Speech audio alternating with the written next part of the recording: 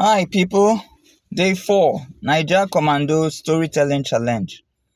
Today's story is titled You Can't Be Too Sure.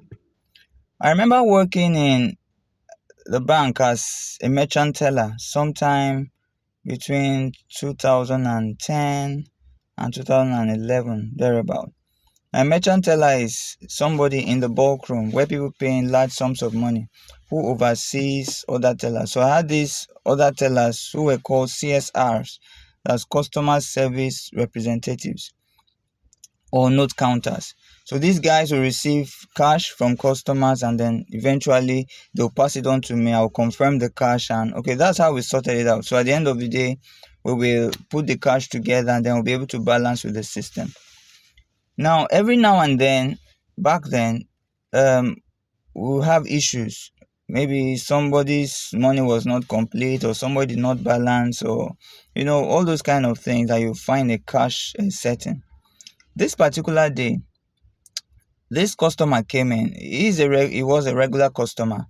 I think they had a shop where they sold electronics or something. So he usually bring the money and paying, and then you have people confirm them and all. So one particular day, he brought an amount of money.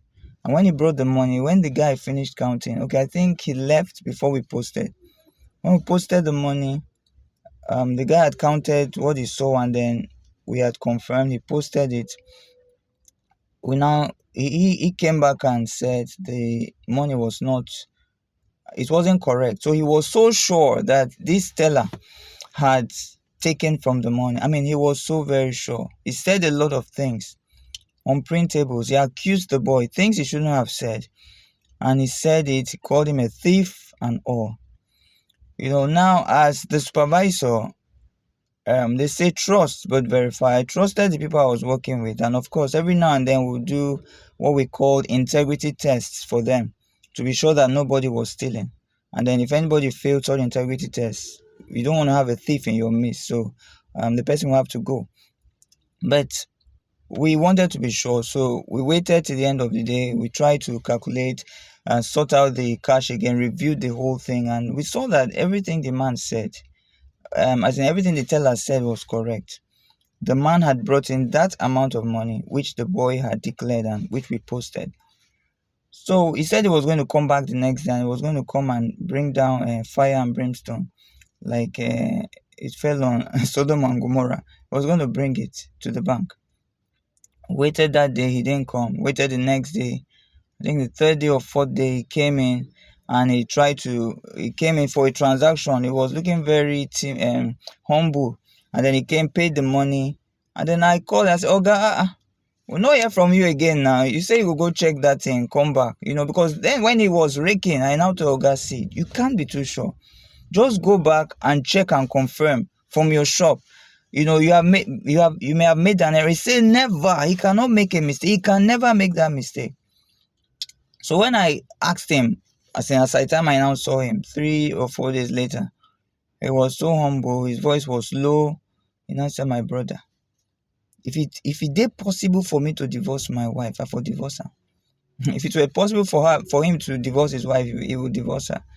I said, what's the issue? He said he counted this money, was so sure. He arranged it and kept it, and his wife removed from the money before he brought it to the bank. So it was with that assurance that I counted this money myself and kept it, that he brought it to the bank, and that was on the basis on which he made that accusation.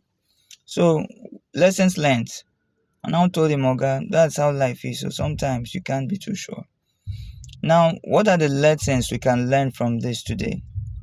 Number 1, yes, you might be sure, but always leave a margin of error.